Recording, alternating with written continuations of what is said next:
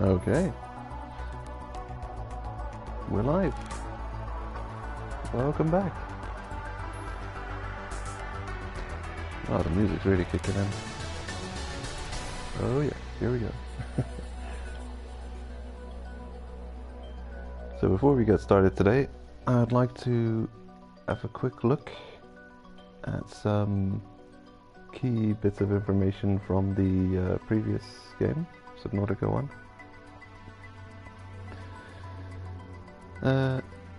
Yeah, there's 2 pages I'd like to read from the wiki quickly before we jump into it. So I'd completely forgotten or was unaware that the main character of the first game actually had a name and face. It's just they mention them so little in the game, and the protagonist also says little. But I'll read from the wiki on the character page and see what it says about him. So the character name is Riley Robinson, is the protagonist of Subnautica. He is one of the survivors and later the assumed sole survivor that survived the impact of the Aurora by escaping aboard Lifepod 5. Riley does not serve as a protagonist in Subnautica's standalone expansion Subnautica Below Zero, the role of protagonist being taken instead by Robin Ayu, which we've already got acquainted with. And then it says something about his personality. It's got a section pre-crash, post-crash, and a whole bunch of other stuff. I just read the personality first. Riley does not typically speak and appears to be taciturn, but he does display some level of kindness by playing with the cuttlefish, able to play tricks with it and show it affection, etc, etc. And then quite an interesting page is the Aurora wiki entry, which also warns about spoilers. So yeah, there might be some spoilers for the first game coming up that I might be saying, so if you don't want to hear any spoilers, you might want to skip ahead to the gameplay. Yeah, I mean, I should probably be talking about the spoilery bits only in this main menu section. I picked a weird time to stream. It's quite possible that no one will be able to follow me live for the stream. Right, so on the wiki page for the Aurora. The Aurora is a spacecraft sent to the Ariadne arm by the Altera Corporation to build a phase gate. Excuse me. However, its secondary mission, unknown to most of the crew, was to search for and possibly rescue the survivors of the Degassi crew. During an attempted gravity slingshot maneuver around planet 4546b, the Aurora was struck by a mysterious energy pulse, resulting in catastrophic hull failure, leading to its crash landing on the surface of the planet. Riley later finds out that it was the quarantine enforcement platform that shot it down. Many lifeboats were destroyed by the energy pulse, and the ones that did launch were all compromised except for 2. Lifepod 5, which contained Riley Robinson, and Lifepod 4, though its flotation devices seemingly failed or were possibly overturned by a Reaper Leviathan. Okay. Upon crashing, the Aurora plowed into the terrain, unearthing it and leaving small sandhills around the ship, resulting in a huge quantities of metal salvage and supply crates being dispersed within the vicinity of the ship, providing useful materials such as food, water, batteries, and titanium. Multiple Reaper Leviathans patrol the crash site. which is probably where you'll first encounter one if you're playing the first game, is around the engines of the back end of the ship. By the time the player awakens and begins his exploration of the area, all the other life pods have been destroyed and the occupants have vanished. After the Aurora's drive core explodes, which happens after a couple of days when you start up the game, very quickly. Isn't probably within your first half hour of playing. And it's quite an impressive moment. The ship's wreckage is surrounded by radiation and is unapproachable without a radiation suit. While quite dangerous and far out, the player can visit the Aurora early in-game before it explodes, although multiple tools are needed to properly explore the ship. The Aurora is located on the eastern edge of the map, with its bow facing north and its stern facing south. It is visible from the surface nearly anywhere on the map, making it a useful landmark, especially if the player lacks a compass. The ship is approximately 1,280 meters long. It's like approximately 1,281 meters and 10 centimeters and 3 millimeters exactly long, approximately. From nose to thrusters, including parts normally hidden by the terrain, it stands to be about 500 meters tall. Exactly. Okay. I mean, they say about and approximately, but they seem to have pretty, you know, they seem to know the numbers. Right. Then it says something about the main mission. There's a whole bunch. It's a very interesting wiki page. Actually, it's got so much information on the lore of the actual game, the first game. Here's another interesting piece of information. So, databank entries on the Aurora ship status. Ship class, Altera long-range capital ship. Mission, Ariadne Arm phase gate installation. 3-year operation time. Crew, command team 23 people, engineering team 85 people, support crew 40 people, passengers 9. Status, sustained heavy damage in orbits of planet 4546b. Cause unknown. We know the cause. Evacuation data unavailable. Engineering section.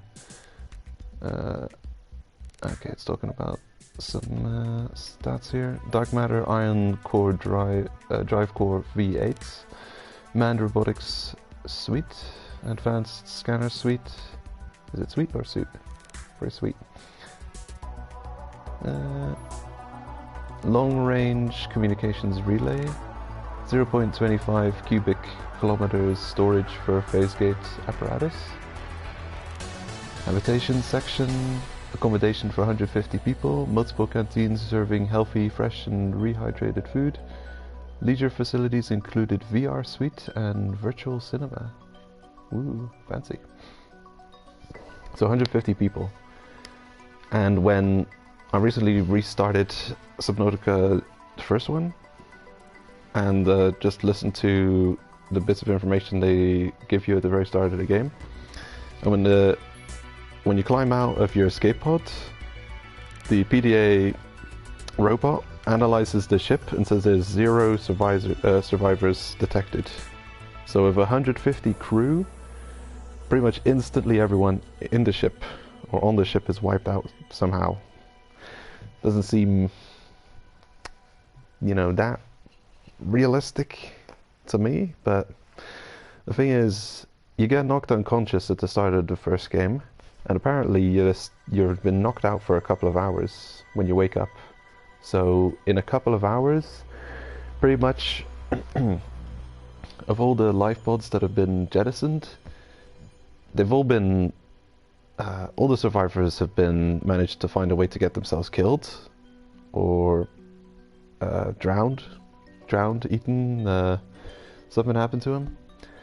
Everyone on the ship, the main ship Aurora, has also managed to find a way to get themselves killed. I mean, it's a crash, so it's kind of a, you know, it's probably came out of nowhere. Maybe there was hardly any warning that it was going to happen, but I can't imagine that it wouldn't have some kind of precautions for if a crash would happen, and there wouldn't be some kind of you know, some people in a secure situation, maybe sitting down, maybe in a room which is very padded or secure, or closer to the middle of the ship, which you know, I mean, when you can go exploring the Aurora and a lot of it's quite intact, so it makes you wonder how they managed to, literally everyone on it managed to die.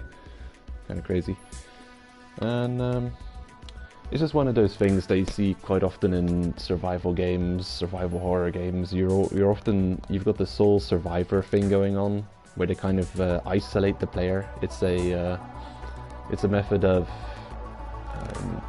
turning a survival game more into a horror game. The fact that you're the only one around, there's this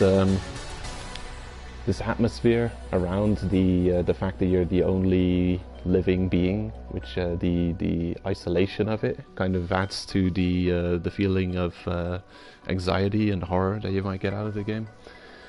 And yeah, I don't know, it's just one of those things. I'm curious. We seem to be in a different situation now, or at least it feels different in this game.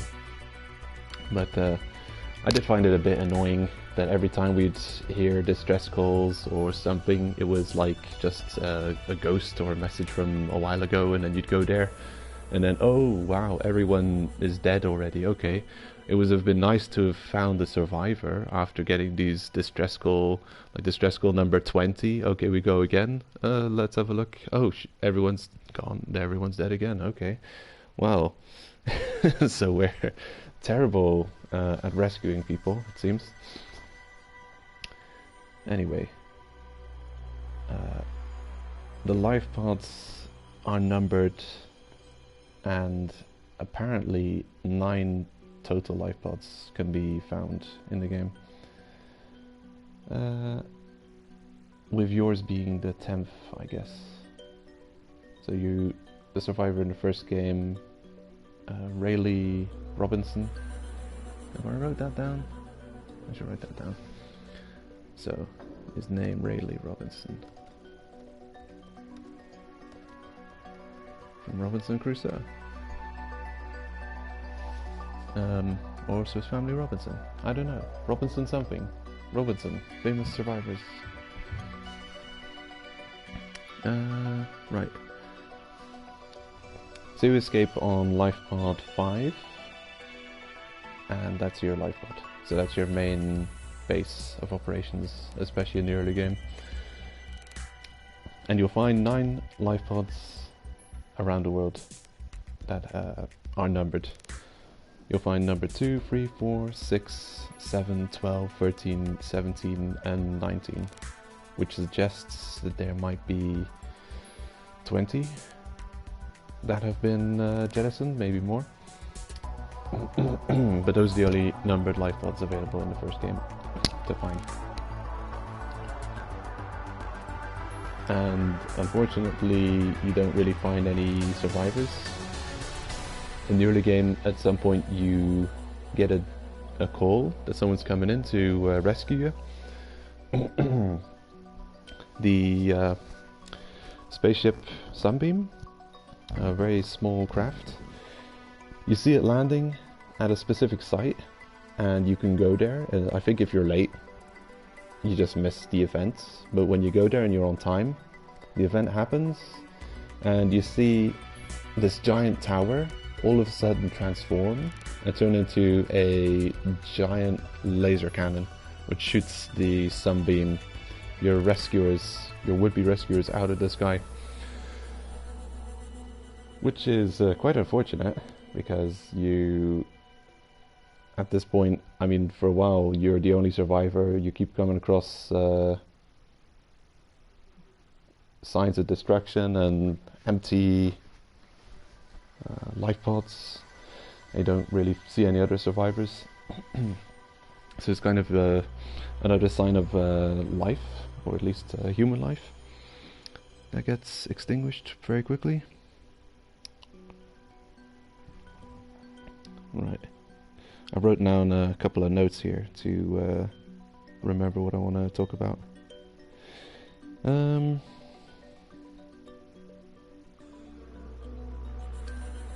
Okay. Right. Yeah, there's a couple of key words here. So, the precursors, which you could see as aliens when you're playing the original game. The technology seems very alien. There's talk of a planet-wide quarantine. The planet is 4546b, just like the same planet as we're on in Below Zero, so that confirms it's the same planet we're on. Just not sure what the time frame is. Right, the Kara bacterium they're talking about is the virus. Actually, the story of Subnautica is kind of like the story that's going on our world right now. It's a curious coincidence. Also talking about a virus which is going around the planet, wreaking all kinds of havoc. Anyway, right. So the precursors they arrived on planet 4546b with the intention of finding a cure for the Kara bacterium, which has been ravaging countless worlds, apparently. And they hope to find a way of curing it by visiting other planets and doing kind of research and studies on it. Some kind of attack happened on their facilities, and the virus broke out of the lab and infected the local wildlife, messing up the ecology of the planet completely. And that happened ages ago. When that happened, they kind of abandoned ship, gave up hope, and at the very least they could do is try and stop the spread of the virus, as an internet historian would say, to other planets by putting a quarantine system. So that's the space pew-pew lasers that they set up, which ultimately also caused the Aurora to get shot down while it was in its slingshot maneuver around the planetary orbit to get in position to install that phase base jumping thing. What were they installing? They were installing a thing. Yeah. Wait, I've got it right here. Just forget the name.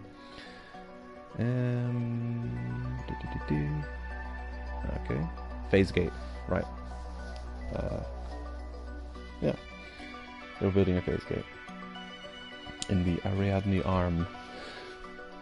So, yeah, the quarantine lasers designed to stop any incoming ships by shooting them down, just to make sure that there's no way of the virus from getting off-world in the most direct and aggressive approach possible. But I guess it's effective. So we got shot down, and we cannot do anything. Our ultimate goal in Subnautica is to escape the planet and get the heck out of there. But you can't do anything until you are free from the virus. You have to kind of solve all the problems of the world before you can actually get out of there. To escape the quarantine zone, you have to be virus free, or it would detect the virus and it would shoot you down. Yeah, it's a curious thing. Yeah, actually, no, I think the space lasers needed to detect 0 signs of virus to deactivate automatically. It was set up to be like that. And the crazy thing is, it happened 1,000 years ago or something, that these precursors had messed up and set up that defense system. And the hunters they sent after you are some kind of bio like mech. I don't know. There's some kind of yeah, sentinels, biological weapons that they set up to defend their bases. Excuse me. Yeah, quite a bit of lore in the game actually. What do you think? Seems quite simple. And then there's the whole Degassi situation. The secret mission was to see if they could find the Degassi survivors. I guess in their slingshot around the orbit of the planet, they would scan the surface and see if they could see any signs of life or something. I don't know what they would have done if they had found signs of life. Maybe the ship was able to slow down and then retrieve them somehow. I don't know. Anyway, they couldn't get far because the quarantine lasers zapped them and messed up everyone except us. Conveniently, coincidentally. Okay, is there anything I forgot to mention?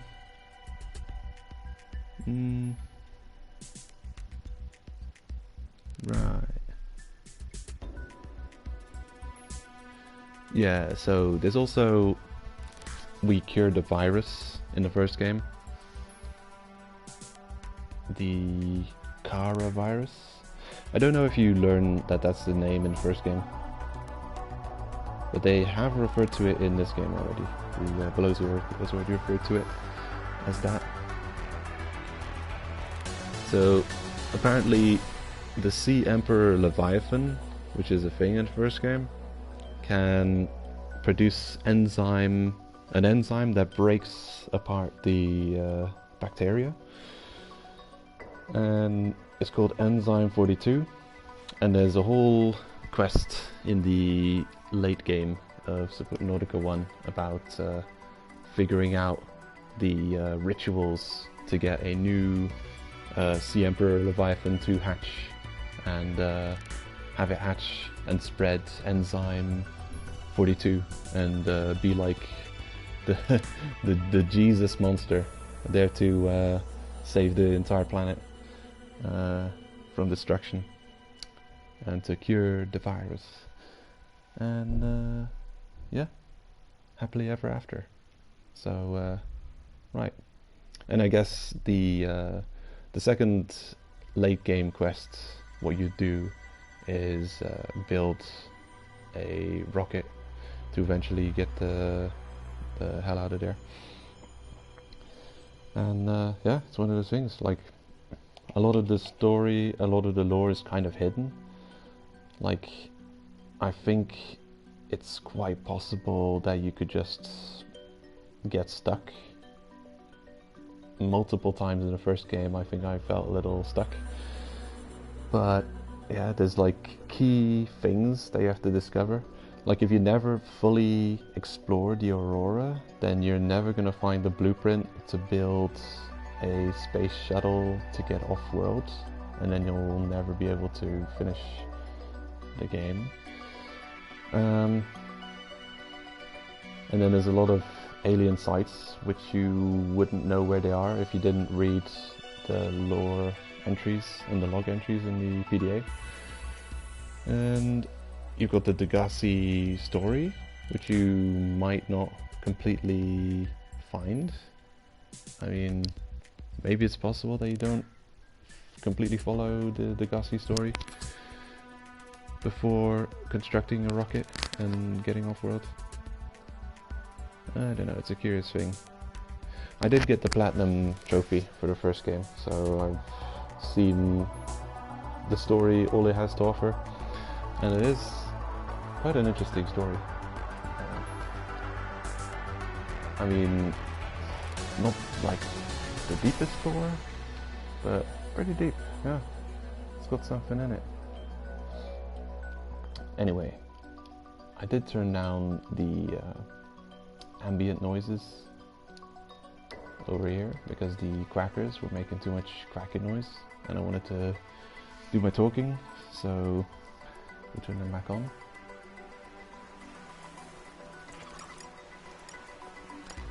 Also on the controller, this is actually the standard controls. L2 is left hand action, and that is the default control. In the first game also is the default control, so I just got a little bit confused last stream, believing that I had found this myself, but it is not the case. I did not find that. There's room for extra bindings over here, but well, this game originally launched on PC, and you got all those controls on the keyboard. You don't have this many buttons on the controller, so this is probably going to remain unbound. Though I could bind it, I don't know how I would without sacrificing another button. Okay, tool alternate use. I think this is new, because the thing is, reload. In the previous game, reload you'd use to replace batteries. So I consider that some kind of alternate use function. I don't know, maybe it's not new. I do know that I rebound sprint to be L2, which is also the left hand use.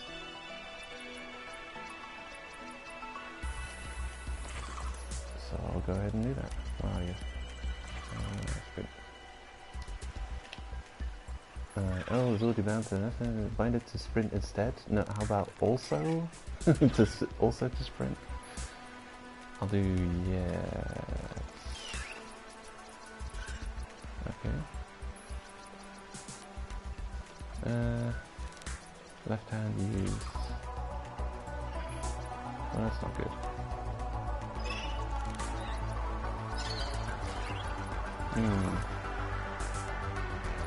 Was it R1 that I found today then? I mean R2. It must have been something. What does R1 and L1 do?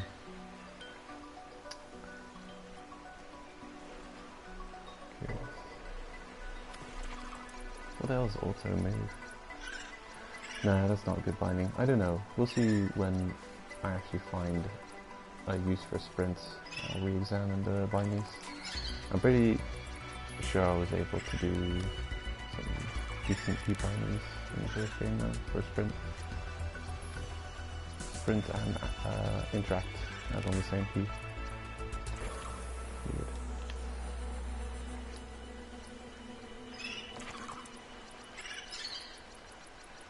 Weird. Okay. Tool alternate use. Sprint. How weird. I really thought you could bind one key to multiple things. Since you can't. Oh well. Let's carry on. Yeah. And you can make multiple save files. Cool. So we've been playing for 5 hours already, and we haven't really got far into the story. And I do plan to focus a little bit more on story this time. So, yeah. Let's start her up.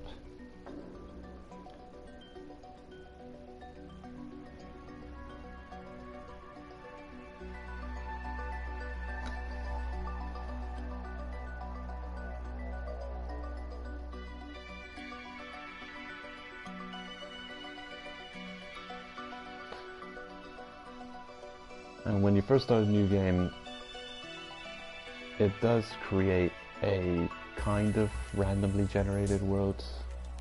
Kind of.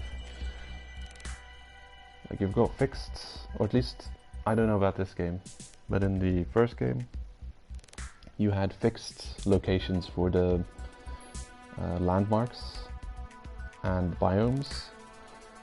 But within there, you could have some shifting around of what the, what do you call it, topography, the ground would look like. It would be shaped differently, so you could have different starting points. You can have really good starting points or really bad starting points, or at least where your escape pod 5 is located. and you might find different resources nearby, and the debris and items which you could scan to get blueprints might be located in different places.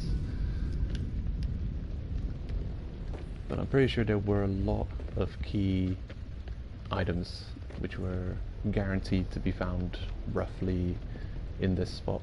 Or like, you'd have life pods where you definitely find this blueprint over there or that thing. So yeah, kind of randomly generated, but also a lot of fixed. It's not completely randomly generated.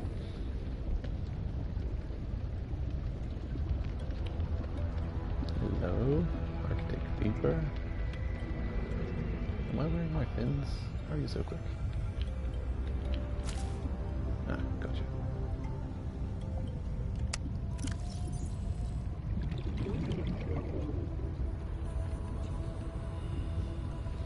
Okay, we seem good to go.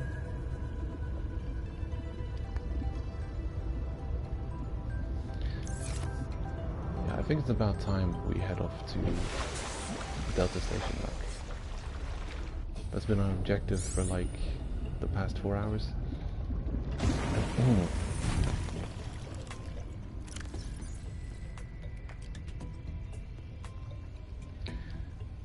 Do I need food?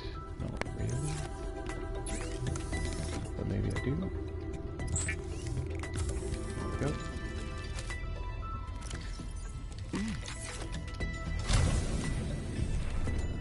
Good. So, this is a new item. I don't remember it being in the first game, and I do not know how it works.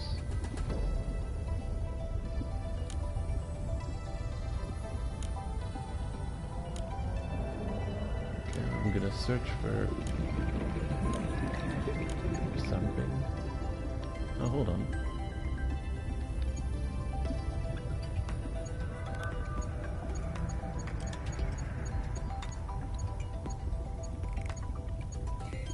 Okay, it's working. I think that's it. Oh, that's awesome. I like that. That will come in handy.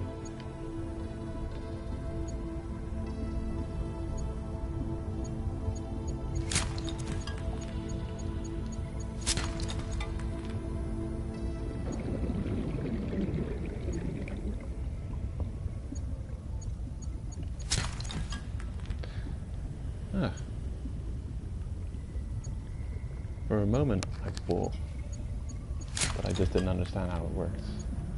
So select an item to search for, and it will just do searching, and I think, well, I must not be using it right.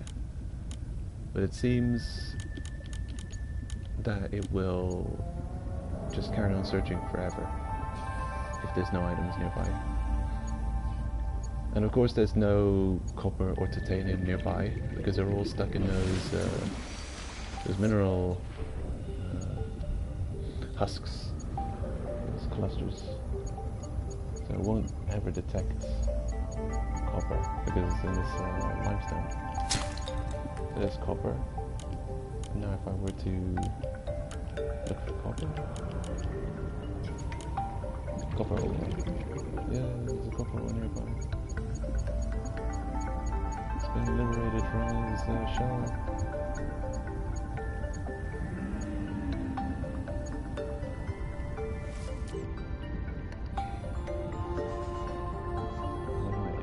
Where is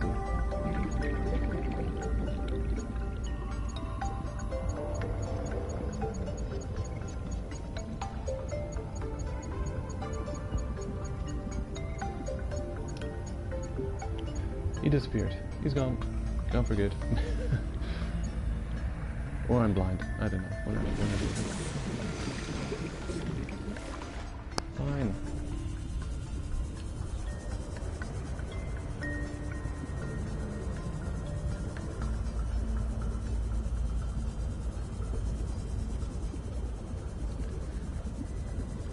Well, I did quickly start up the first game earlier this morning, and straight away you notice just how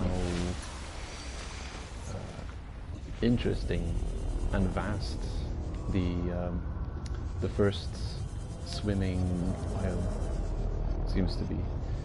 It's just really vast. It feels like a mid or late game location from the first game. It's just the first location you have here in this blows you up. Awesome. Very cool looking. A lot of glowing effervescence stuff going on. Well, in the first game you started off in a very kind of normal looking, a lot of sand colors. Yeah, a lot of sand color and greens going on and blues. Right here you've got a lot of glowy stuff.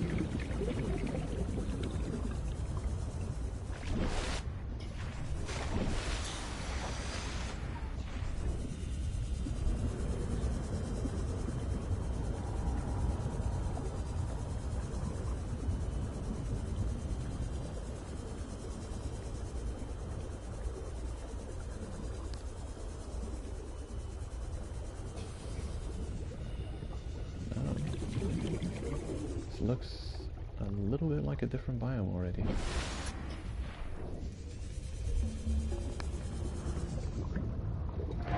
Ooh, heat source. There's something. Oh no, this is something.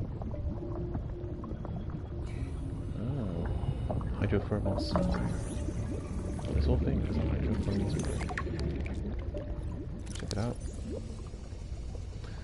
Long-term exposure to geothermal emissions may pose a risk to human health. Sounds fun. Let's check it out. Can we get in there?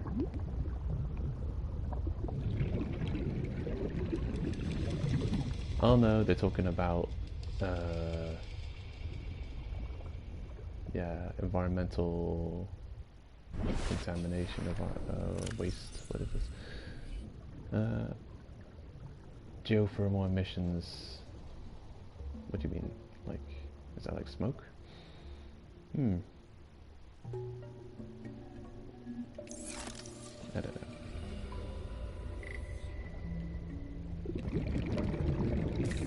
Hard to tell if that's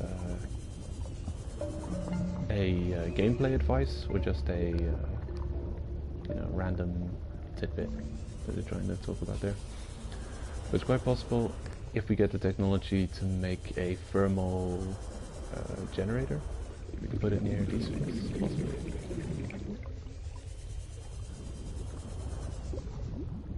Oh, are you something?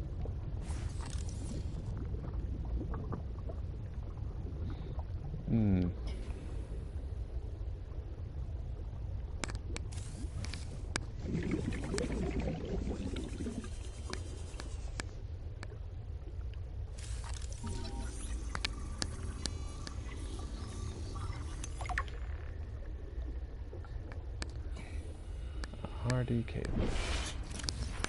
Fantastic. There was a plant which had some kind of use that I had not harvested yet.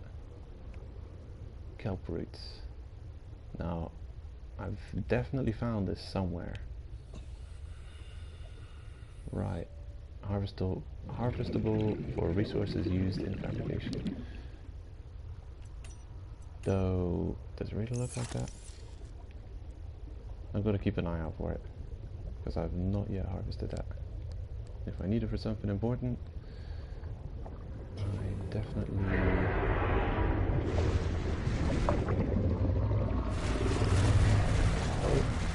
Oh, hello. You're a monster.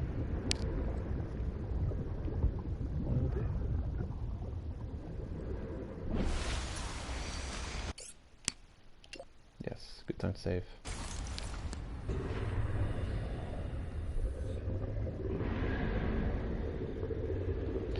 I've been playing a lot of Skyrim lately, and this kind of reminds me of...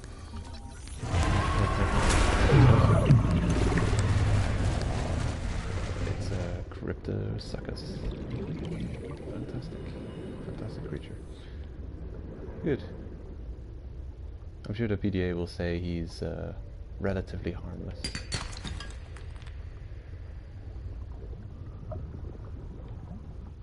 Okay, let's check it out.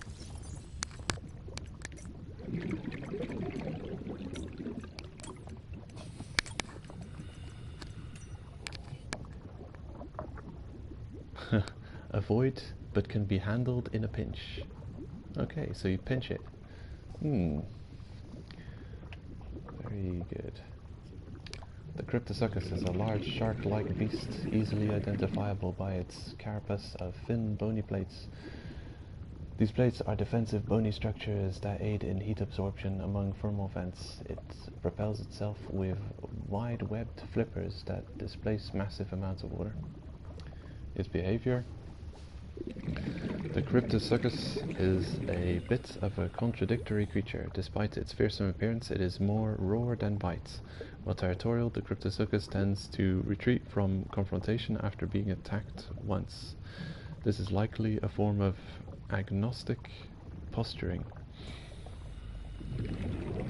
Okay, don't know what that is.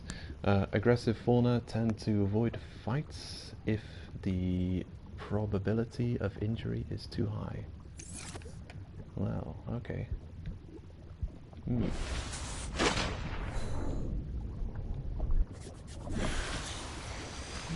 gold on the surface. Yeah. That reminds me of a video I recently saw about a couple of tigers who got chased away by a goose, which is a curious thing. Those creatures seem like one of nature's most fearless beasts. And I guess tigers are also agnostic posturing. Let's give it a pinch, shall we? Come here, buddy. Gonna pinch ya. Let's test out that agnostic posturing.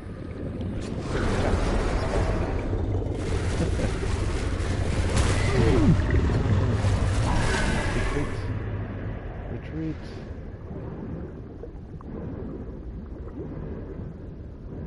Well, that took more than just a pinch. You got a couple of bites out of me, that's not good.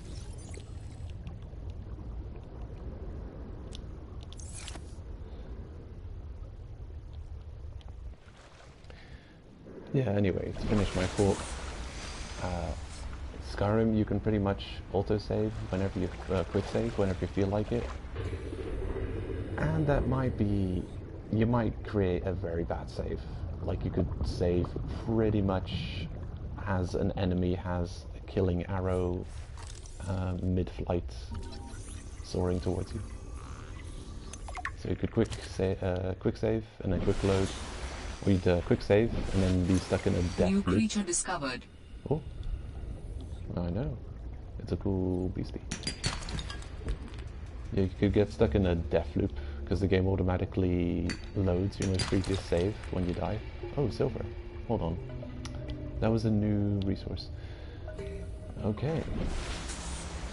So this biome actually contains silver. Very good.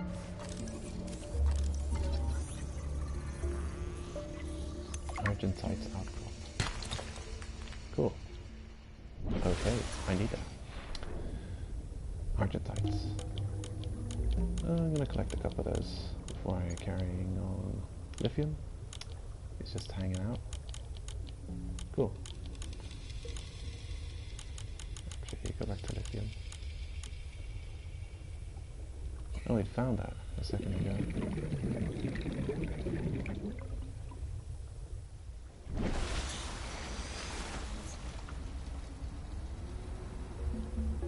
Well, yeah. Anyway, what I'm getting at is I should probably be a little bit careful about when I choose to save, because I might find myself saving in a very bad moment.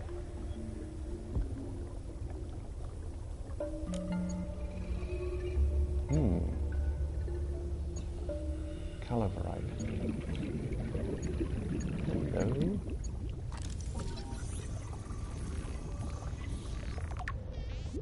Oh yeah. Now we're close to getting a sea truck.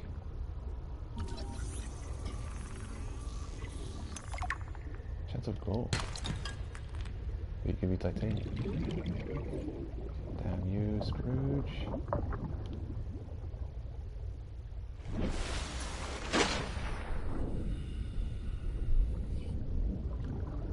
Mineral-rich crevices detected below. Geothermal activity detected. Caution advised. Woo. High risk, high reward. Let's do it. Okay, nothing nearby. I'm gonna try and follow my own advice. Grab some air. Save.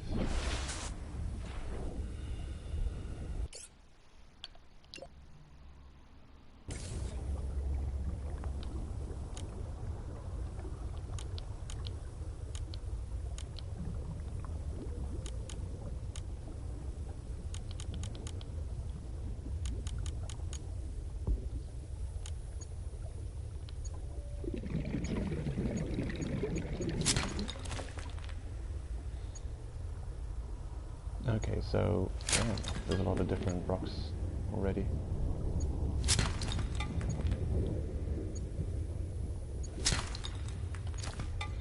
Not exactly the ones I'm looking for. It's sunken. Okay, Warning. 30 seconds of oxygen remaining. You know, you always say that, but somehow I just don't believe it.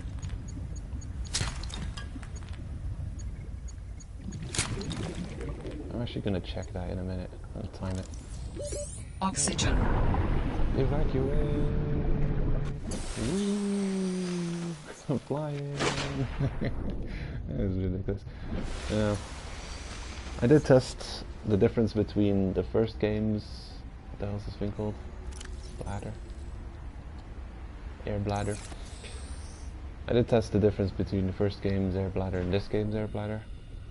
And it is wild, the improvement they made to it. Absolutely, yeah, it's much better than the first game. First game is pretty much a useless item. You craft it, you use it once, and then decide it's well, you put it back in the trash where it belongs, throw it away, you feed it to a fish, you never use it again.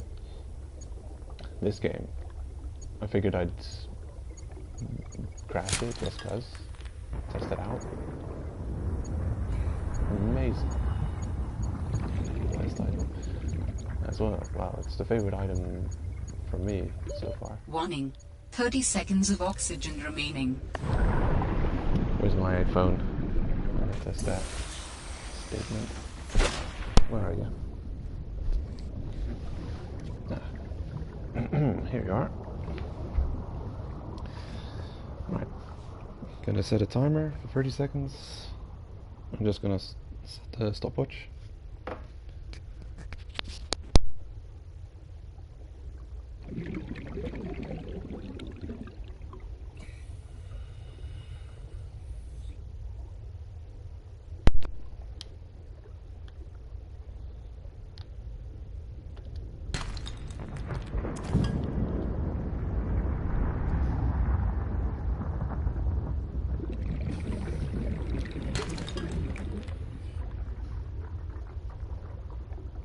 Okay. Warning. 30 seconds of oxygen remaining. I'll set the counter.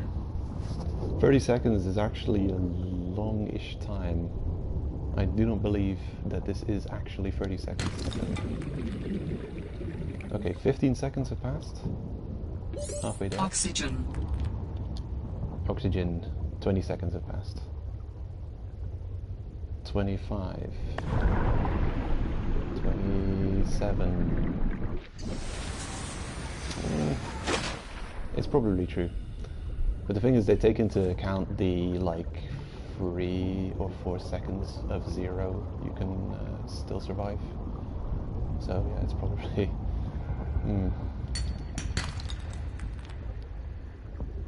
Yeah, okay. guess it really is. I don't know if I need lead. Hope not. Nah, man. I don't have much lead. I don't know how important lead's gonna be. Titanium is usually quite important. Use it a lot. You know what? I'm thirsty. Take some drink, and then I'll pick up that lead deposit. Warning. 30 seconds of oxygen remaining. Okay, enough gathering. We've established this is quite a good spot, but it's probably just this entire biome that's quite good. So Delta Station Dock is, yeah, good biome. Silver, gold. We can start making some things. I think the next couple of blueprints that I wanted to make required silver. Right, the wiring kit required to make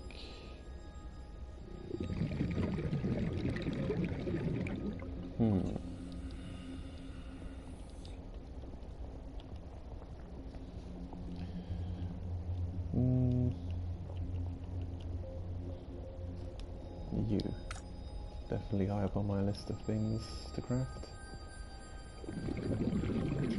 Repair tool I can actually make. I've got the resources, I guess I forgot to make it. The compass.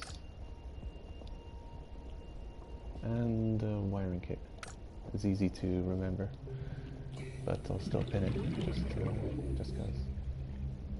Computer chip I can also make now that I've had that gold. Great. Make quite a few things.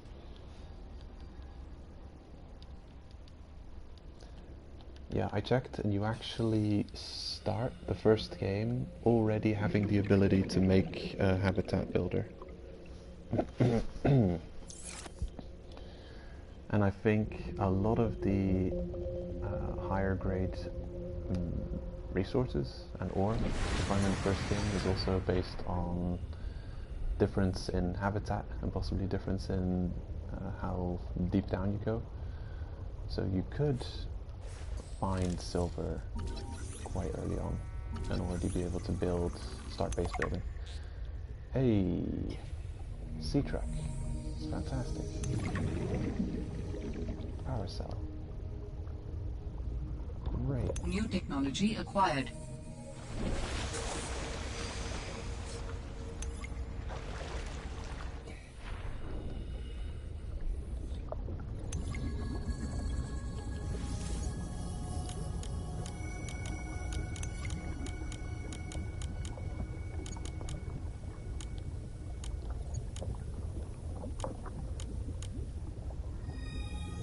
Fragments.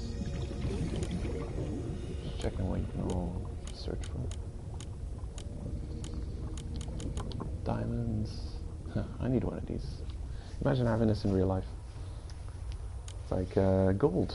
I'm gonna go hiking in the mountains, and with my gold detector I'm just gonna detect gold in the river streams and in the mountains and in the rich. Easy.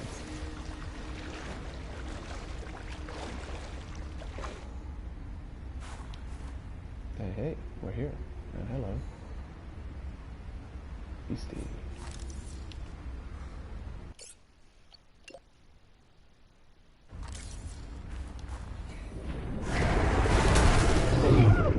I know you. You're the same one.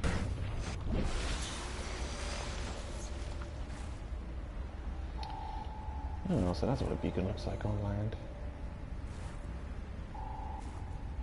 This is a recorded message. If you can hear this, you're trespassing. If you know what's good for you, you'll get the hell out of here.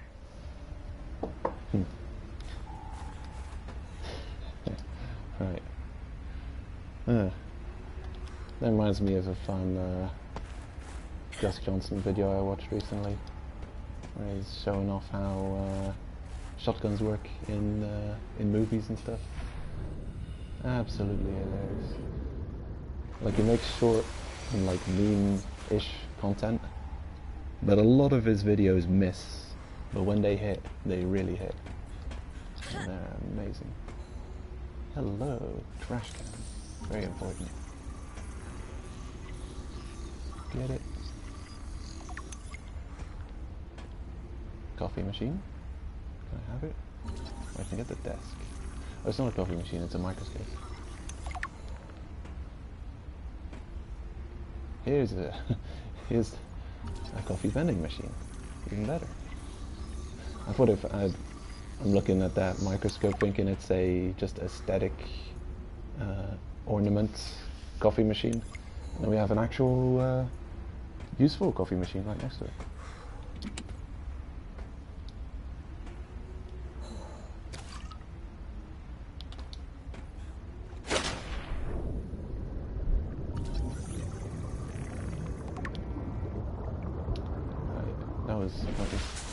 I knew it was pointless when I started, and I'm thinking, what am I going to get out of this? I already know Sea Trek. All I can get is resources, and I'm probably full on resources.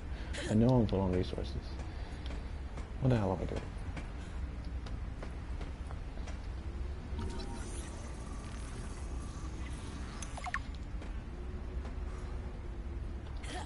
This is interesting. I'm wondering now how random this first location they send you is, because it seems like this is a mission objective story base that you're always going to get in the early game. So they're always going to send you here. And I'm wondering if you can learn this lamp fixture, you can learn the coffee making machine and the trash can. Because these are some useful things to have actually. Because you can't just simply get rid of items in Subnautica. And you know, there's some things you'd make in the first game, maybe a nuclear reactor core or a power cell or something, you know, toxic you might want to get rid of, or you don't want to store or keep on you. I mean, I don't know how bad it really is, but at least in a roleplay sense, you don't want to just pick it up and throw it in the water outside your base, getting all radiated and everything. So you want to put it at least somewhere, maybe in the trash, or at least it would be funny to just put a radioactive waste in the trash can. Floodlights. Okay. Which what do they call it then? Because they flood everything with light. It's so much light, more light than you could ever want. Here's the thing. What is it?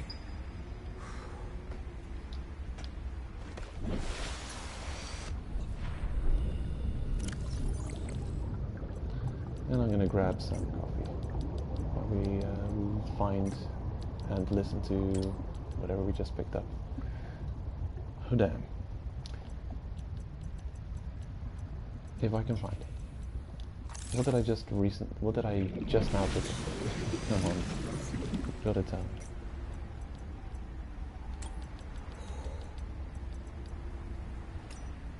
Featherfish. The featherfish is a common species that lives in various biomes. Okay, it's cool fish. Bladderfish. Very useful. I'm just gonna get rid of some of these new item notifications. Argentite outcrop. Silver and titanium. Gold and titanium. Okay. That's kind of alright. I mean, it would be better if it was just silver or just hypothermia gold. imminent. Yeah, well, get in the water.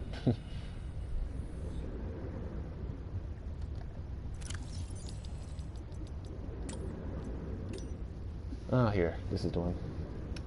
Cargo rockets, sea truck, dock 0 sector. Right, logs and communications of Altera. I'm just going to continue getting rid of these new message prompts. Notifications. Oh, they're everywhere. Everywhere notifications, and they never go away. My phone still got months old notifications on its. Whoa, yo, buddy, hey, yo, don't. Hypothermia imminent. Oh no, the hypothermia is not going away. Go away, hypothermia. And it's stuck. It isn't going all the way away. Okay, now it's going all the way away. Curious.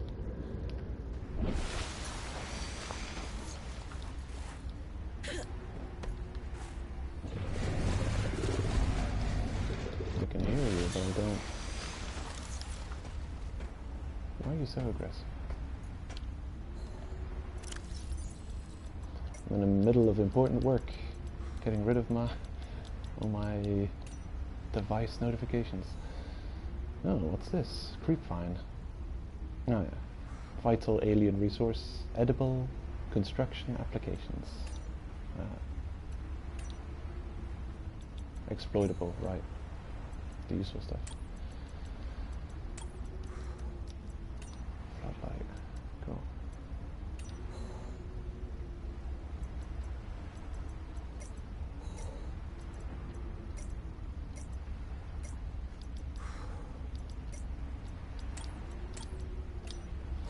Okay, here we are. I'll give me a cup of coffee as we listen to this notification, and hopefully not freeze to death. Wait a minute.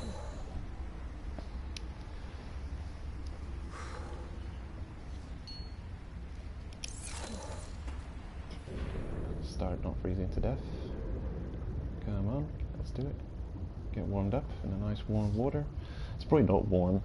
It's probably still like 0 or minus, in the minus something. But I guess it's, you know, it's going to be warmer than the winds and the air. Oh my god. Why are you bullying me? It's not fair. I pinched you, I'm sure I pinched you. I even slashed you a couple of times. Okay, let's listen to this. But first, cup of coffee.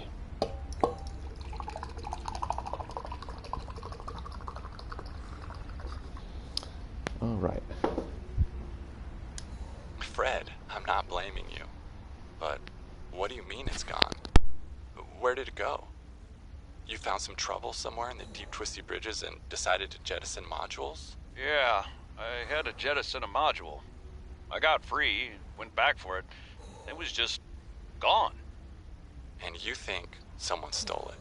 Or something. I didn't lose it, that's for sure. I'm careful with my tools. I'm sure you are, but you have to admit there have been a lot of sea truck accidents, and they're rather expensive. You wanna follow me on a few runs tomorrow? See what it's like? Conditions are way harsher than anything I ever imagined. I don't know if you could really understand it from inside your base. That won't be necessary. Thanks for your time. I'll write it up as an accident. Hypothermia imminent. Typical bosses. They don't know what it's like in the work floor. Nah, they're sitting on their cushy desks. Not a clue. Not a clue what we have to put up with. Anyway, that's gonna be me soon. When I can make that track. I wonder what it makes, what it costs to craft. So check that. Oh man, a whole bunch of stuff. New things. Whoa. All the things. Awesome. Sea truck. So I guess it's a sea moth replacement. Right. I'm looking forward to seeing what kind of vehicles you can all get in this game. I have no idea what exists. I've heard of the sea truck before, but anything else? No idea if there's what else there is. A one-person sea and space vehicle. Wow, can we just escape using this thing? Can we just launch it up into orbit? Wow, sea and space vehicle. Wow, yeah.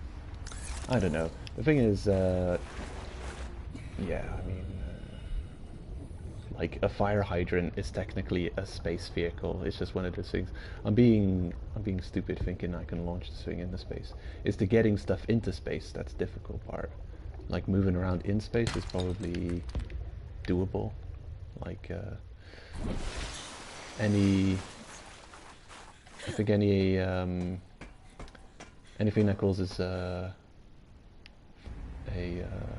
kinetic force in any direction will probably move you around.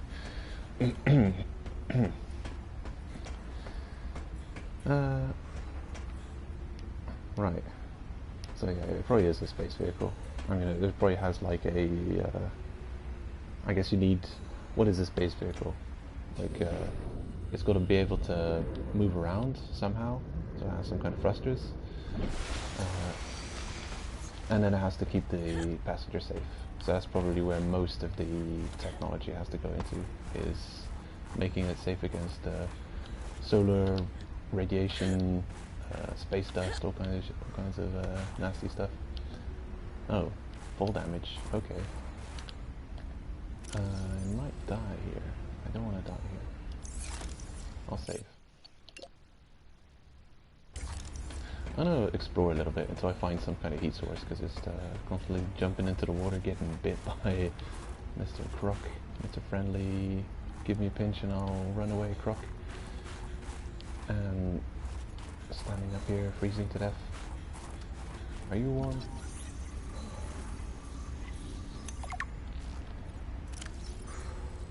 Within the hollow leaves are pores which capture and store the sun's heat. Nice. Okay, give me some of that heat.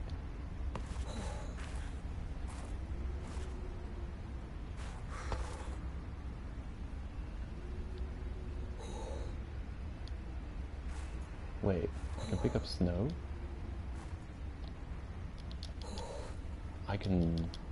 It says I can pick up snow, but it doesn't pick up snow. Oh right, my inventory is full, silly me. Hypothermia imminent. Oh, I know you. You're a good plant. Yes. Warm. Now you can spend time reading all of the lore. Horseshoe shop. Horse... You're the tongue twister. You're a horseshoe shrub. You can't say it. You can. It's not sayable. It's an impossible name. Look at you and your impossible name. Look at that tongue twister. This horseshoe shrub. This is how you make tongue twisters. All you need is the sh sound and the s sound to be mixed up too much in words after each other. And it's just impossible. Like, she sells seashells on the seashore. Stuff like that. Tongue twister. This is a tongue twister plant. It's a terrestrial plant that thrives in warm conditions. Visual identification is easy due to the thick crown of leaves on its bifurcated trunk. Bifurcated trunk? I've heard that song before. The trunk has a thick, fibrous core that stores water for its fruiting body. It's also some kind of elephant. Anyway, fruit can be harvested and planted and could be sustaining food source. Yeah, I am actually... I need sustenance. I cannot have sustenance. I'm full on resources. You know what? This is just a whole bunch of useful stuff. I'm gonna quickly pop over to the main base and just drop all this crap off. I've been doing... Seek fluid intake. I've been doing too much gathering. More gathering than I need to do. Vital signs stabilizing. Yeah. Okay, you can leave me alone. He's being stolen.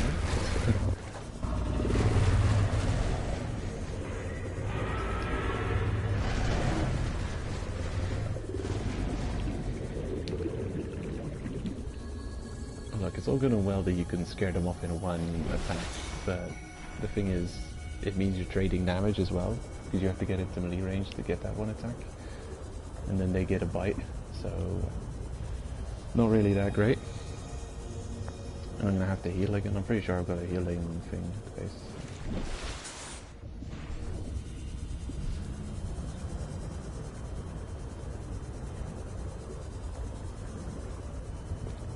We'll get there.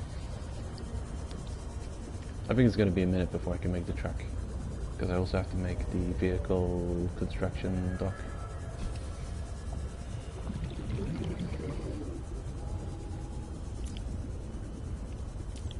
Oh, right.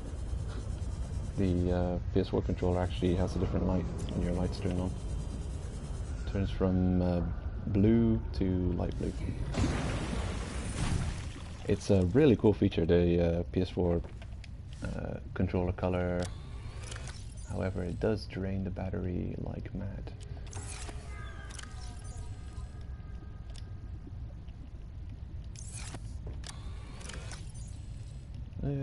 Which isn't a big deal. I mean, simply having two controllers is already a workaround. But then, you know, if one of them breaks, then that kind of sucks. So when your controller inevitably runs out because you have both the vibrate function and the light function constantly draining the battery, and some games, especially games that cause the vibrate to happen like ridiculously often or ridiculously high frequency, or like high, what do you call it, super vibrate, whatever. Yeah, that really does have a noticeable drain on the battery. You've already extend the PS4 battery life by turning the vibrate function off completely. Okay, I actually did have a decent amount of lead. Alright. And a whole bunch of useful resources.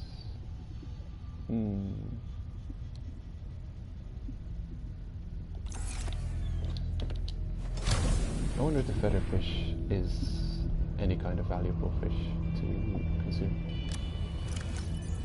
Well, nah. All these storages are full. No, this one's full. Great. I think this is a sign that I've done enough resource collecting, and I should probably stop for now. At least until I get some better storage options.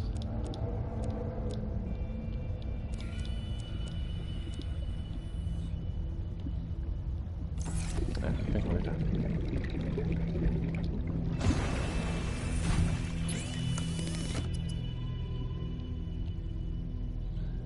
Aha. I can make that thing. Fantastic. Right, power cell, a whole bunch of stuff related to the truck. Oh, look at that. Insulated storage receptacle for beverages. Ooh. Alright. I think I want to try that. That's new. I'm not going to make a ton of things because I do want to do a little bit of story progress. I mean, I'm like intake recommended. I'm dipping my toes into like something new, and then I find a billion blueprints, and then I spend the next 10 hours just trying to make everything, and then we just get there. Which is Vital signs stabilizing. It's probably kind of boring to watch. So, food. Which is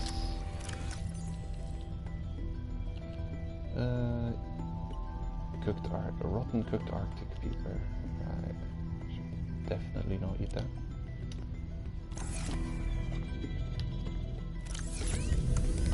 Furnace requires glass, quartz.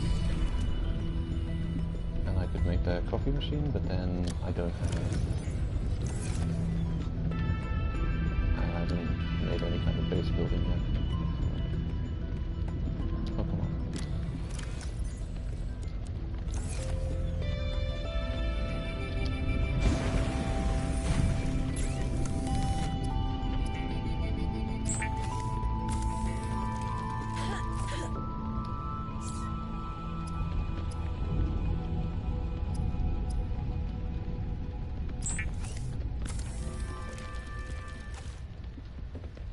Whoa, that's a new thing.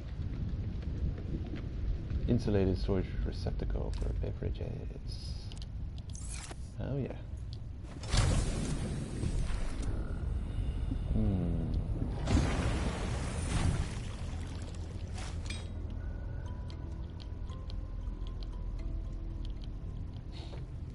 How does it work though?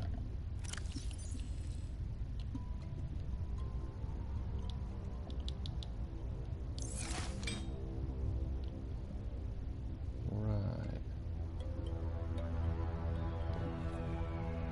I'll take it with me and see if I can't use it on that coffee machine. That would make a lot of sense for that to work. Cured Arctic Peeper. Okay, Arctic Peeper. And I'll take this with me. You actually might run out of hydration. Just one of those things.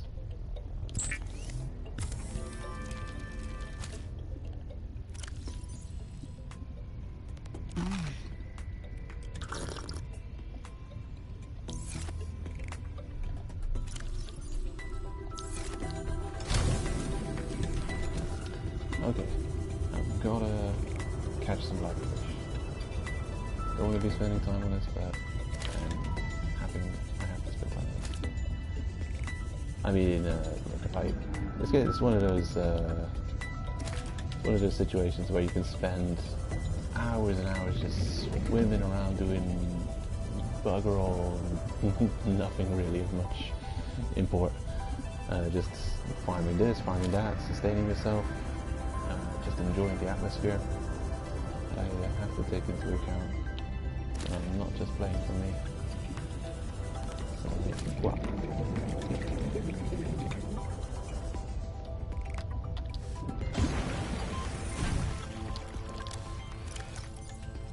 So I've got a couple of you guys. In you go. Actually, the switch container button on the first game was R2, which is odd. And it's not just like, well, nah, I'm not really going anywhere with that, but yeah, it's R2 over here, and it's R2 over here. It's always R2, for some reason, just R2, they really like that button. R2, I guess, right hand, the right hand button, L2 is the left hand button, but yeah, it makes so much more sense to just have an X, Subnautica, X is like, usually the basic PlayStation action button. So yeah, I'm glad they made that change. Good change. They made a couple of good changes in this game. I appreciate it. Okay, gonna eat you straight away before you lose nutritional value. And make some water, so I don't starve up first.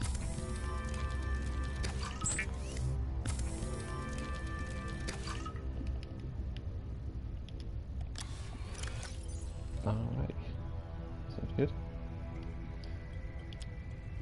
Put one away just in case. Seems good. Don't know. I don't really know if players have much use. I don't know if I'm paranoid, but in the first game, I just started up again this morning, and the first aid kits were green. And here the first aid kits are green, and I just don't remember them ever being green. I remember them being red. It's so weird. Did it change? Did he change the first aid kits? Was there a patch in the first game that turns them red? I truly believe that both the first aid construction machine that's in the escape pod in the first game, it was red, and the first aid kit inside it was red. But recently, or at least this morning, I started up the first game again and it was green. I just don't remember it. I don't remember that being the case.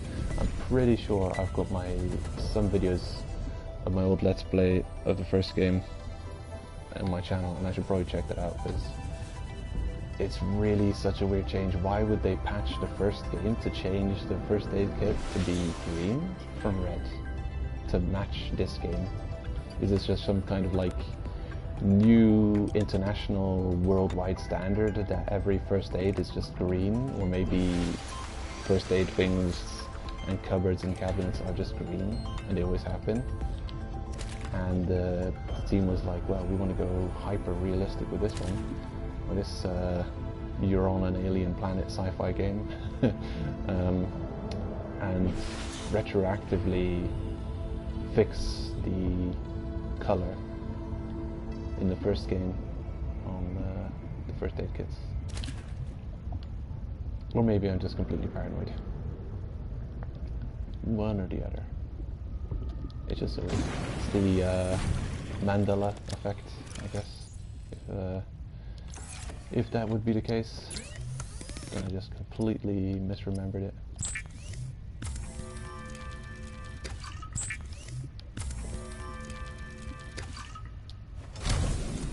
Okay. Wow.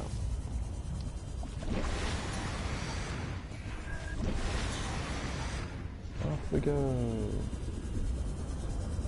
We're recovered, got resources, got storage space. Gonna save the game. And carry on. Ooh. I'm actually kind of tired. Didn't sleep much. Got up very early. Sometimes you get up at an hour that you think, well, I could go back to... I could do with like an hour more sleep, but if I go back to sleep, I'm gonna probably sleep for... you know, I'm either gonna sleep for so much hours that I waste the entire morning, or I'm gonna be woken up by my neighbor anyway in like half an hour. So just, you know, it's one of those things where it feels like a waste of time to either try and go back to sleep or actually successfully go back to sleep. Either well, any of the situations is not optimal. So you've missed a couple of vital hours of sleep, and your choices are to stay up and just be really tired, go back to sleep, possibly get some sleep, or stay awake, or get woken up by your neighbor. And I guess the option leaving you feeling the best physically is to go back to sleep and actually get a lot of sleep, but then you've wasted half of the day because you might get up like close to midday. So it's just one of those stupid things, you know, you just and I think that's why it feels so bad to like wake up like either an hour or a few hours before you need to wake up. It's just, you know that it's just such a obnoxiously lost situation. You're never gonna get a win out of it. Oh right, yes, shower me in your warmth. I got all these blueprints I can make if I want to. Actually, when am I gonna make the repair tool?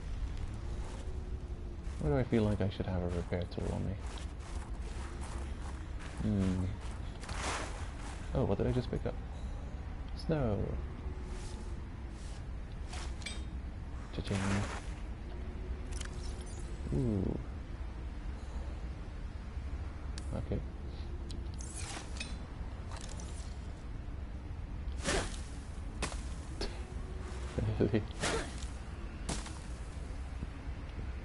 This would be a great multiplayer game. I don't know why it's not a multiplayer game. Ooh. Imagine playing Subnautica with your friends and also having snowball fights. This would all be so great. Okay. I did want to see if I can throw this flask or something. Is this good water? It's not toxic? Good. It's a hot spring. Lovely. Oof. Okay. No damage? Just look at seem like damage. Okay. Coffee, please.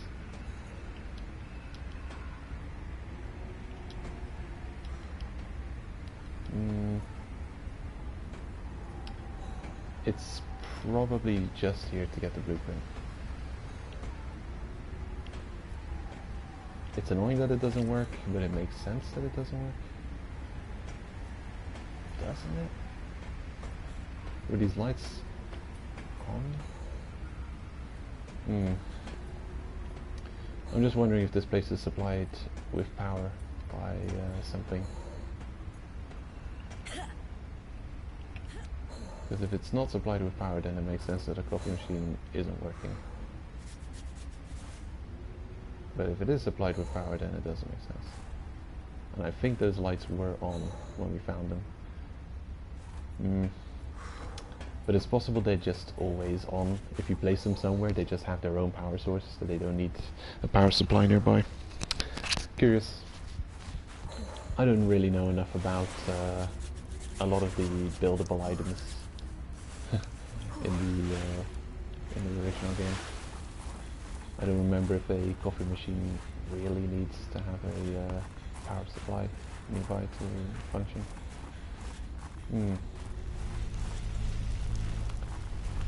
It's something I could test. I could go and play the first game, build a base that runs out completely of energy from some kind of drain on the system, and see if the coffee machine still works.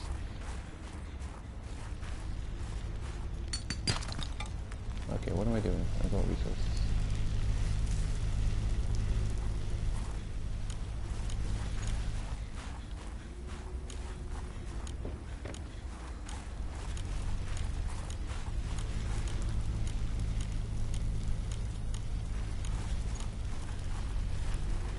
Okay, a Gelina outcrop. Well, I do appreciate that it says underneath on the search tool what it actually gives. Source of lead, which I don't really need. Chance of gold. Oh, hello. Crystalline sulfur. That's the one.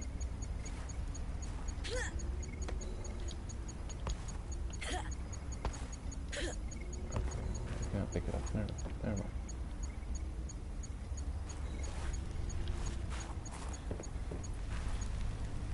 Weird.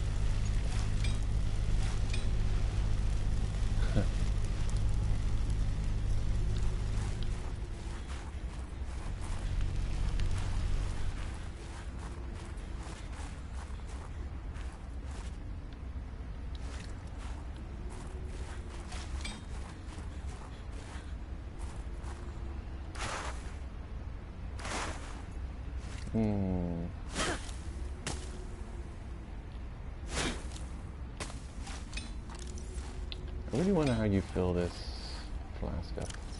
The thing is, this game doesn't really have, and I don't think it's ever had, hold on, the sound clips up? No. Drop. Okay. Pick up. No. It's one of those weird things. It's like you can't go in your inventory, pick up a battery, and put it into an item, right? You have to go to that item and press square. Ah, of course, I figured it out. I have to go on this item and I have to press square. Okay, but I'm pressing square and nothing's happening. Okay. Well, then again, I'll just keep having it on me and we'll figure it out at some point.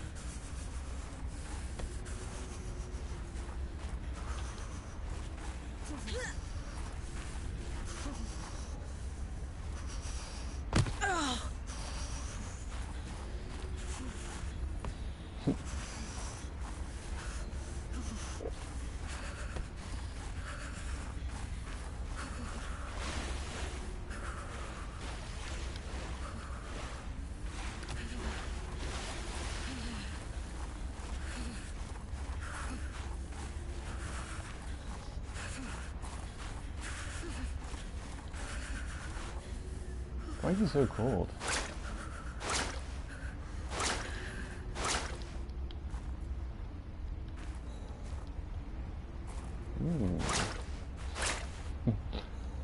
Okay, that's silly. What was the second item on the thing? For flotation.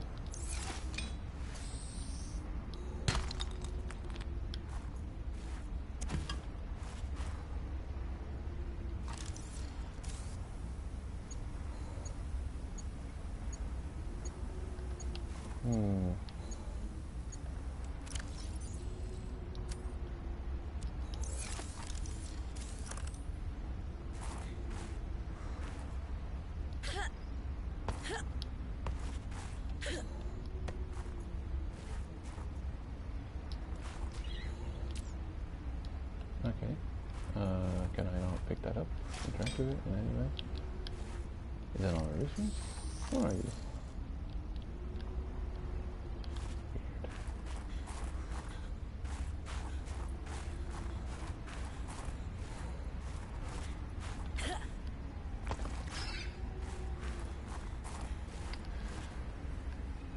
Right, I was gonna time how long the day-night cycle was in this game. It's actually quite short.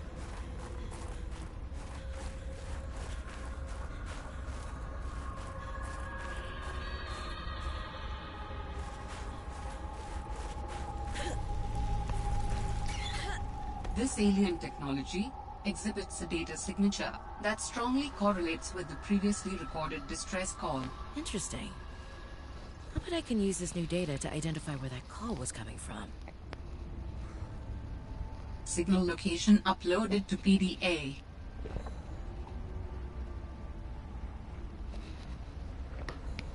Great, more alien stuff.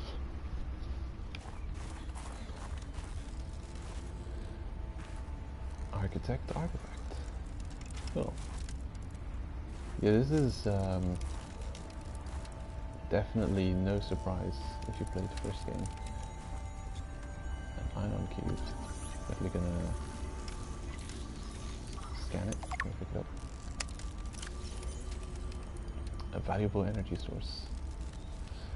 Ion cube, it's alien batteries. This green mineral substance has no entry on the periodic table and an unprecedented ability to store huge amounts of ionic energy within it. Likely grown artificially, cubic appearance suggests it has been cut from a larger deposit. Each cube contains the equivalent ionic energy of 5 kilotons of TNT. Wow, that's a lot of energy. Under the right conditions, the energy could be released in a controlled manner. Likely used as batteries, but would require a substantial power source to be recharged. Curious. Woo, shiny.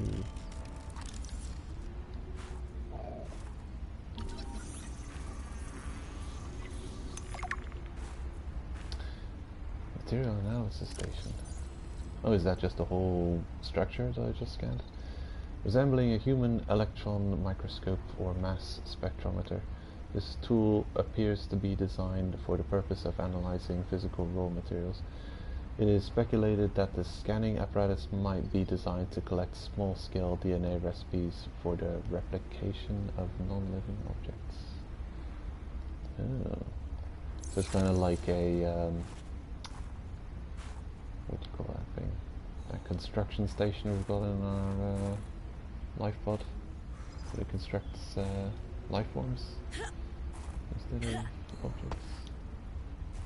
And that reminds me, in the first game, when you use the construction thing, you get a warning from the PDA. It says something like, yeah, weapons were removed from lifepod fabricators following the massacre on Obraxis Prime. The survival knife is the only exception.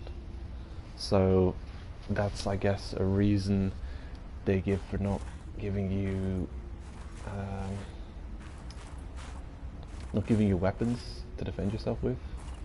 Is, yeah, there's kind of a lore reason behind it.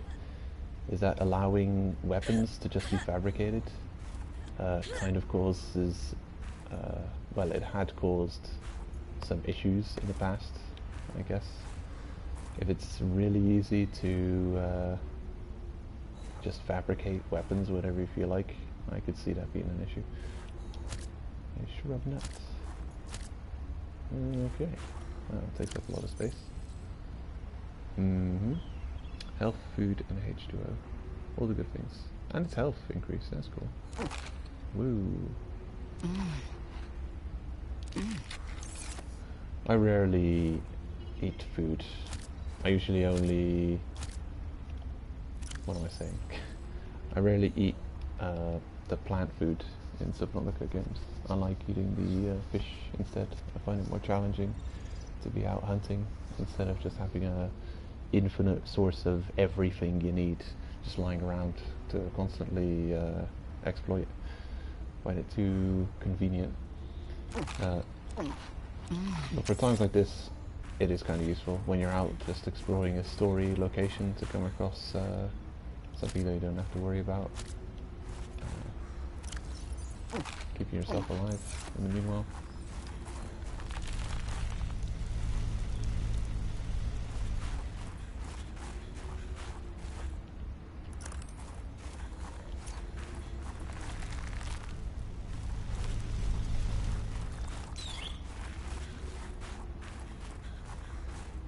Okay, I'm pretty sure there was some more places for us to explore on this island.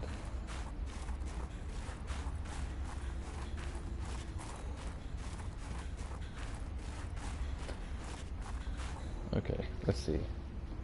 Got my phone. I'm actually going to pay attention to when the sun comes up. I'll try and figure out how long the day-night cycle is.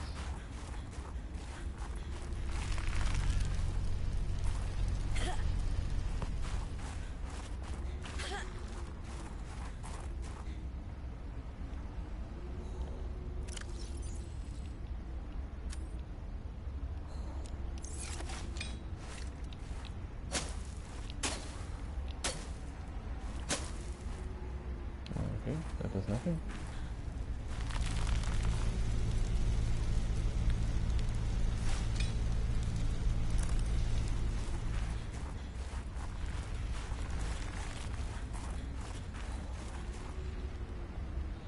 There's definitely something up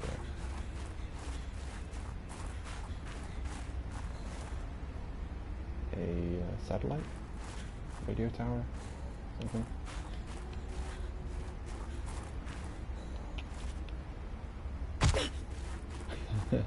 Okay. It is full damage, but how much full damage?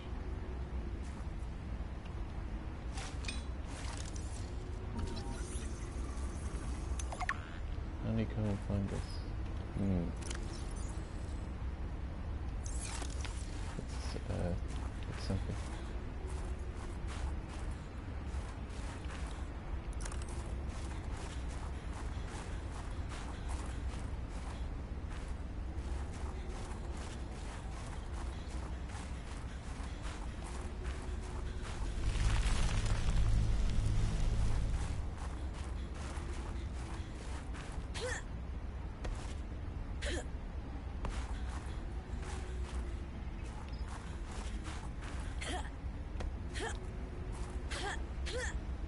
There's a thing up there. I want it. I can't use Skyrim strategies to get up here. Doesn't work. Use the grabby hands. Grab the ledge. Pull yourself up. Go on. Damn.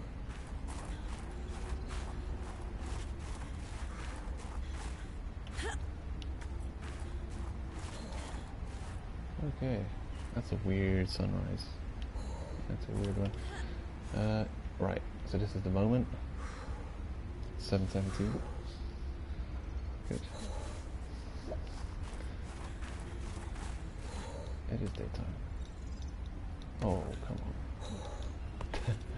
I did just see there's something up there. I guess I gotta get through a cave.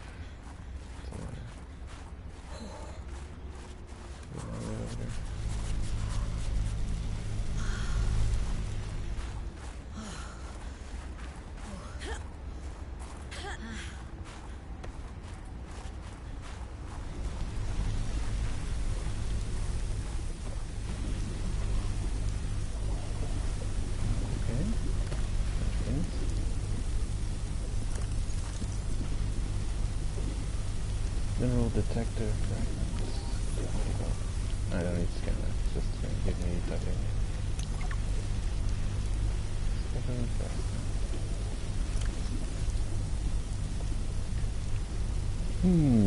Emmanuel gave me this jailbroken scanner tool thing and said I need more showerheads. This should lead you to the necessary minerals. Well, he also told me to keep it on the down low. I guess this is what a master's certificate in applied geology gets you these days. A job as a glorified construction worker. Ugh. I should have studied interstellar law like Dad said. I have to hand it to Emmanuel though. I don't know what he did to the scanner, but it does a great job at zeroing in on specific minerals. It's better than hoping I stumble across the right outcroppings. Okay. That was definitely something. Here's a thing I should probably not jump into. I want to find out what happens if I do jump. But I also don't want to lose all my stuff.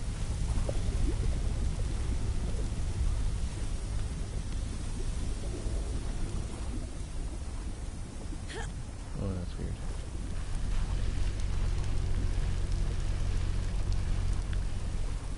I'm just gonna assume you can't get down there, or shouldn't go down there.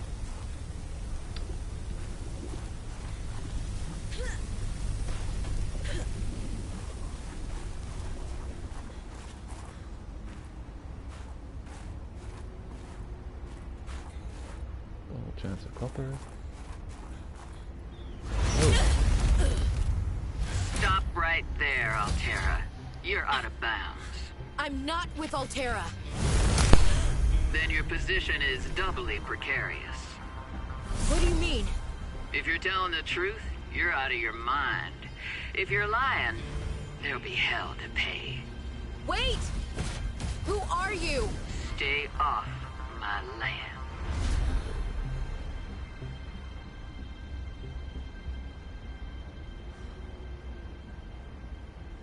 The woman in the exosuit has been traced as far as my technology will allow.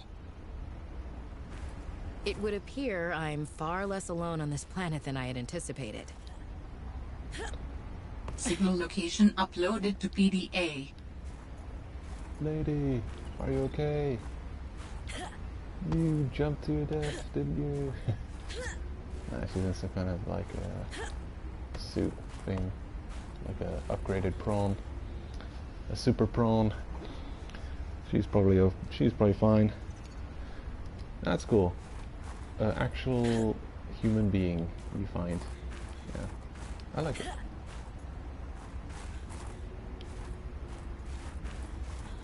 Hello. Oh, this is Delta Station. Oh, that's a place. I want to find that tech though, or that whatever it is hidden there. You have to go through. You definitely have to go through a mine or some kind of cave to get there.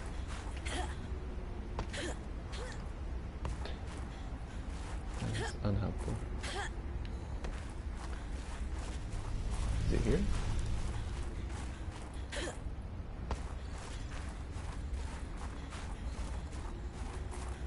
I'm still timing the day-night cycle thing. Well, you know, if we get high enough, we could probably just get up on those rocks and fall down here. I can tell there's something there. It's gonna be completely not worth it, isn't it? It's just gonna be a chest with something kind of pointless in it, probably. I'm overestimating its value. Yeah, that's cool. That's something I kind of didn't like about the first game, and I've mentioned it before in the stream. That you'd often get distress signals to go and help some people, and by the time you'd get there, everyone would either be long gone, disappeared, or signs would show that there was a struggle and they died and got killed. And the things you would never find signs of anything. You wouldn't find signs of life. It's just so weird.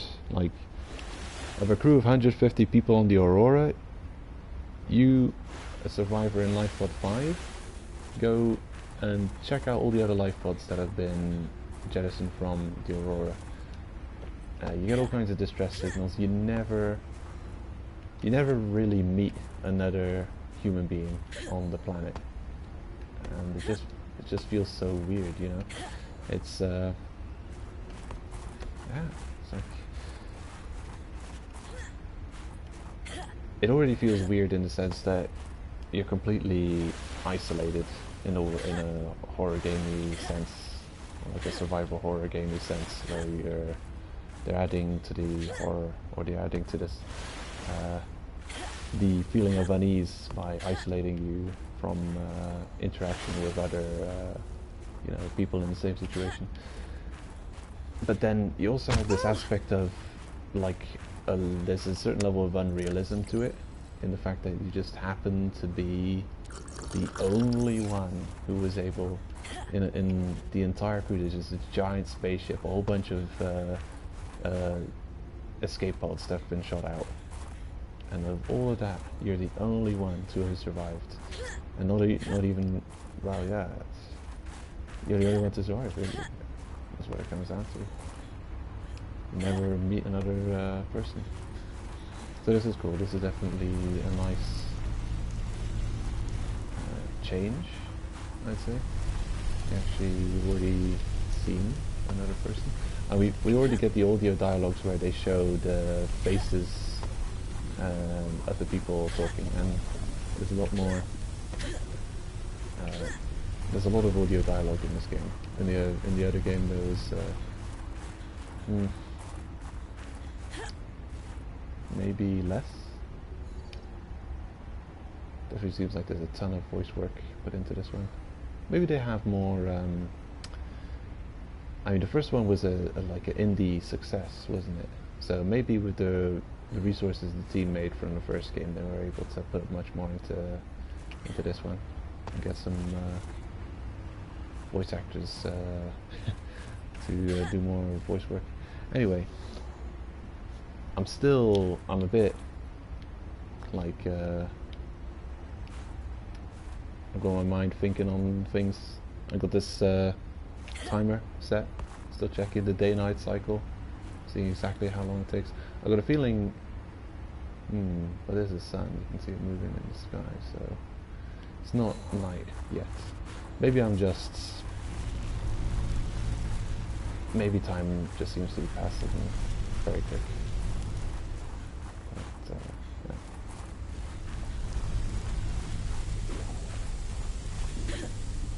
I may have underestimated the time the day-night cycle takes. It might actually be a decent amount of time.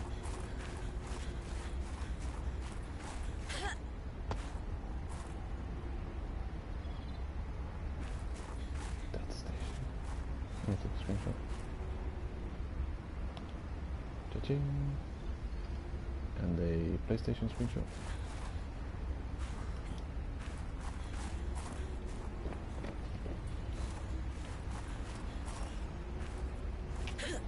Right. Does seem that if we can get our bearings, we could probably drop down onto that one spot where those items were lying. Oh, check out this town first. Hey, it's a place. Here's the thing. Ooh. Satellite surveillance. Curious. Before I start, well, might be a dialogue moment. I'm gonna look for a nearby heat source option. Something. Anything really. Ah, there you are.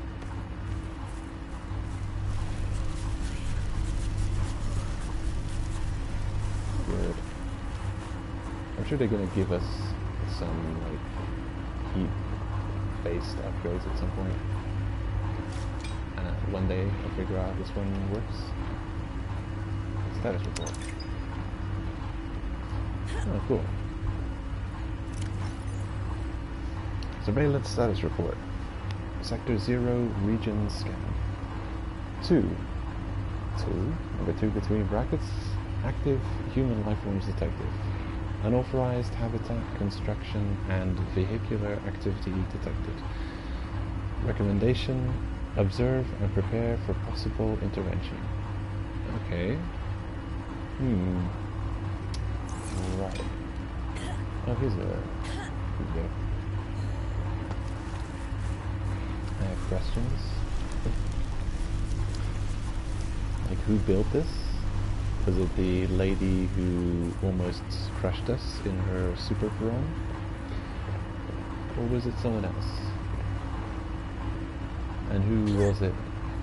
Who are those two detected survivors? I really hope there's more than just me and her running around this world. Okay, hello. Tower maintenance log. Okay, this time the birds have really done it. I don't know what they've been eating, but it's corrosive when it comes out the other end. I'm gonna need to rewire. I'm short an element to fabricate the right cable. I remember seeing some when I did that dive to the old ship. I'm gonna go out there and see if I can get some more. That should fix it. Maintenance status, in progress.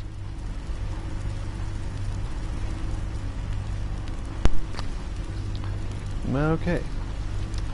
Jeremiah, tower maintenance log. Okay. So Jeremiah maintains this stuff.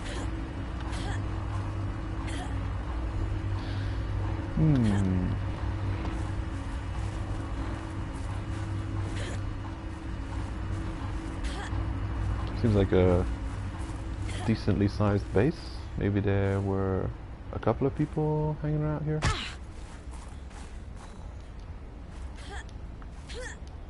I was hoping I could Skyrim my way up here, but it doesn't seem to be working that effectively.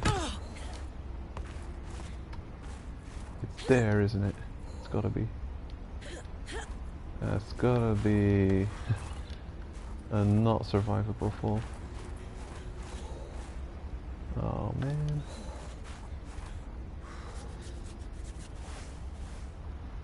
Okay, or it's there. Could be there. The thing is, when you die, the game doesn't automatically just load your most previous save. So I kinda don't wanna die either.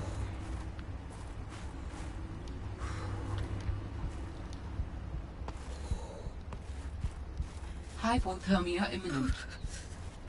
Oh shit.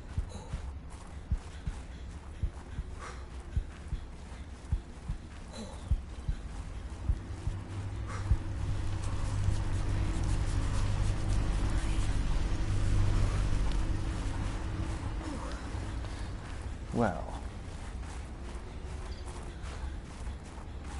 I have no idea how important the item that's there is. Scanner room locates resources and wrecks within range. Sweet. I mean, we've got this mobile scanner item that we're bringing with us, so I don't know how useful the scanner room is.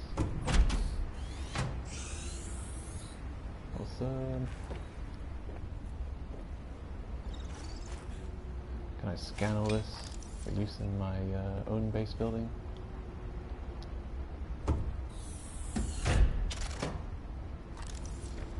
Cool. And for some reason it's actually not cold in here. Coffee machine. Okay. Coffee please. Nah, doesn't work.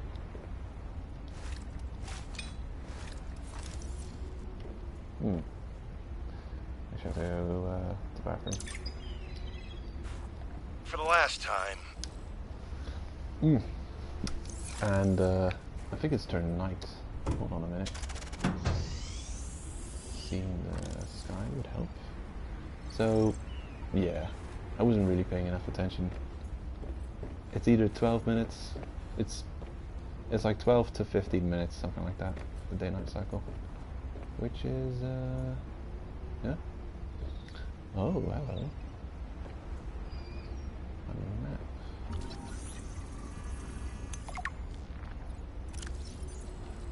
That is nice. I could just see, I could look at the map from here. That's cool. So where are we now? Omega Lab, classified. Yeah. This is just one example. Yeah, this is one example of how... A map will come in handy. Yeah. I should be able to find my way to Phi Robotics where Sam worked. First aid kit. Nice. Filtered water. Nice. YouTube block. Yeah, that's an example. I mean, here you get some feedback. The characters, what do you call it? Robin. Yeah, Robin actually gives feedback and lets you know that it's kind of a big deal we just picked up. But in the first game, you would often find items which were extremely important. Here's you're the precious. Definitely exploit New the hell out of you. blueprint synthesized. I can hoard everything. Oh wait, what did I just scan? I'm scanning the entire room now. Ooh. So apparently it's difficult to target this room for scanning. You can't just target anything. It has to be the weird, like, skeleton portion of the room. Curious, I'm curious. Whoop. Yeah, I don't know if we'd scan this storage unit. Maybe we just have. Maybe we scan something else, probably. Or we could just make the storage unit already. Yeah. Having a base with just a ton of those storage units in is perfect for hoarding just whatever you want. The Fred LaChance and Jeremiah Mergel. Right, okay, so we've got Jeremiah is the maintenance guy, and Fred. There we go, Fred. Oh damn. What was that most recent log that I picked up?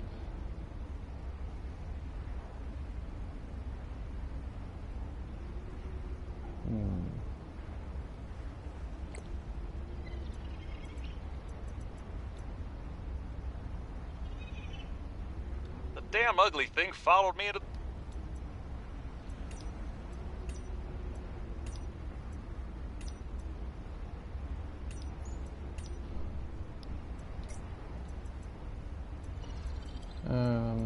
Right.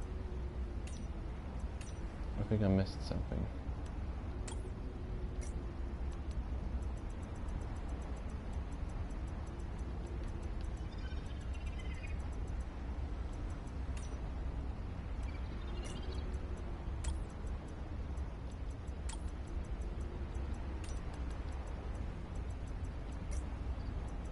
Damn.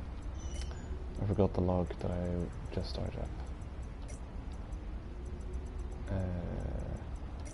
Yeah. You're getting sidetracked from being sidetracked on the sidetrack.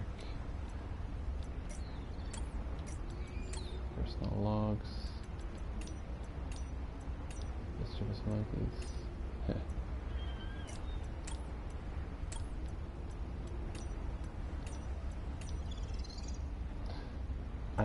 Yeah, this is the log that I picked up most recently. Yeah, that's the one. Good. Well, as I was gonna say, this thing looks like very useful information, and it's visual, easy to look at, easy to tell. It seems like there's a couple of landmarks on there, and right. So Omega Lab, Delta, Phi, Kappa, Omega. So I guess you could just Google those, what are they, Roman signs, and figure out how they're, what they look like. Yeah. You can use that information to figure out what is where.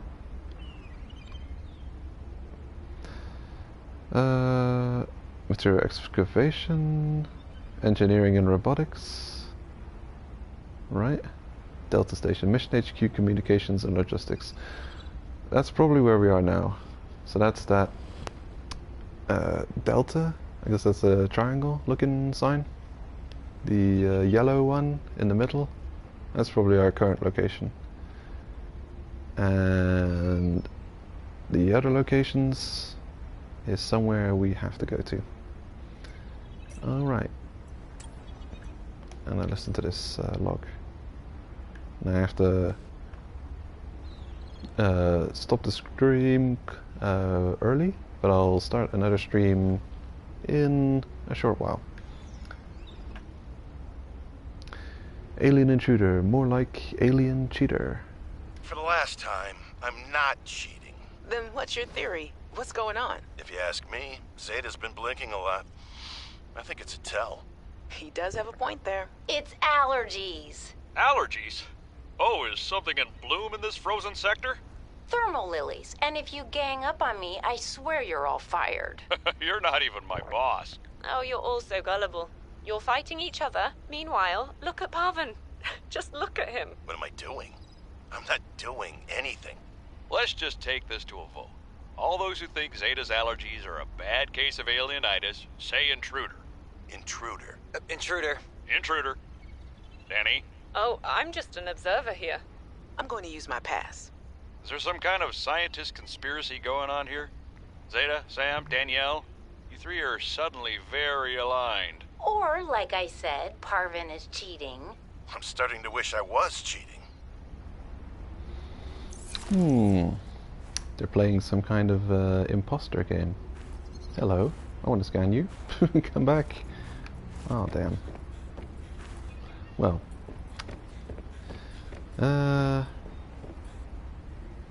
Yeah. Those are some cool critters. I like them. They appeared in the first game too. Anyway. Gotta take a pause from the stream. And, yeah.